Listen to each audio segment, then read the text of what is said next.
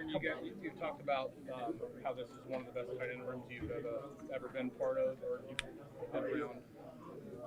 The league trends around have seen a lot more tight end usage. What makes the tight end so valuable, and why do you think the league is starting to use tight ends a little bit more? Because defenses are playing nickel personnel to 12. That's the main reason. So if you want to do that, then you got to run the football effectively, and that opens up some of the passing game. Aaron, when you played against Schwartz's defense in the past, what are the hallmarks of it? What are the technicals that you see when you scout for Jim Schwartz? I mean, as I go back to some of the stuff we did way back in the day, it's different defenses. You know, he's been to some different places. He's been a consultant, different places. I've really enjoyed going against Jim over the years. Enjoyed our side conversations as well. Would love to have a Guinness with him at some point when we're both done. He told me a couple years ago he was going to be done, but he keeps coming back. He's a hell of a coach. But no, it's how many ways they can get 8 guys in the box and still play coverage is kind of a staple of a Jim Schwartz defense. Does the experience help you? What? Does the experience with him help you at all? I mean, that's all I got at this point. I'm 21 years in. Are you seeing that type of defense with Cleveland when you're watching the team? What type? With 8 in the box and just trying to be physical down low? Well, it's an 8-man presentation, but they play too high out of it. That's the thing. And in years past, they played not too high differently. They have a lot of different defenses from the same looks. It's a defense that works really well together on the back end as far as disguises. But yeah, they were doing that differently, 11, 12, 13 years ago. But just like how you stick in this league, you got to evolve, and coach has evolved.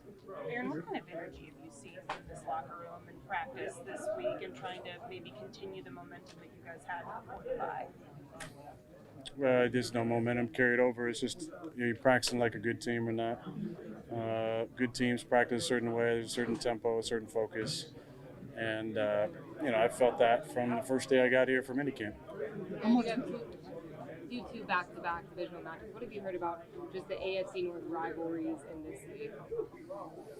I was asking PQ about it the other day because he's been on both sides, with Baltimore and now with us. In my own time in the North and the NFC, I think there was always a great rivalry with Chicago. Minnesota, the states kind of don't like each other, so there was more bad blood between the fans.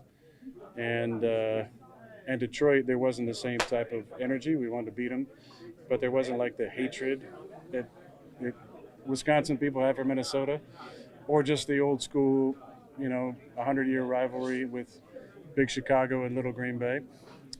It seems like with this, that kind of the rivalry is with the Browns, and the hatred goes, both ways between Steelers, Bengals, and Steelers, Ravens. You guys were out the Connor Hayward push play against the Vikings. Do you like having that back judge view of it? And all good at taking the snaps of those short yardage opportunities? Yeah, go ahead. Yeah, I don't care. I was watching him a few times. I had to give him a little coaching point on taking the snap. He took coaching well, and he did a nice job. So you say there's no hatred with crowds? Not according to PQ, but he's the one guy I've really talked to about it. And why is the short passing game been so effective, and did you expect you guys would use it so much so far this season? Well, teams are playing cover 2, so we're playing cover 2. There's not going to be a ton of big shots down the field until we get them in one high. It's going to be precision passing and short of the 6th. How much more aware are you when you play a guy like Garrett, and what could a quarterback do to help out his offensive line? Get the ball out, for sure. But, Miles is a Hall of Famer. He might not be in yet, but that's where he's going. He's one of the few players in the league that, over my 21 years, that you game plan for. And you watch the film, every team has a plan. There's been a few guys over the years, not many, but there's been a few guys over the years like that.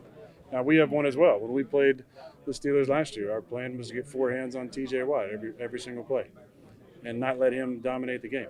His brother was the same way when we played JJ. Interior guys, you know, it's sometimes a little harder, like the Aaron Donalds of the world and JJ. But Miles is a special talent, has been since his first year in the league, and he's a game record. And you guys followed up a bit on Joe's question before about his precision short passing game.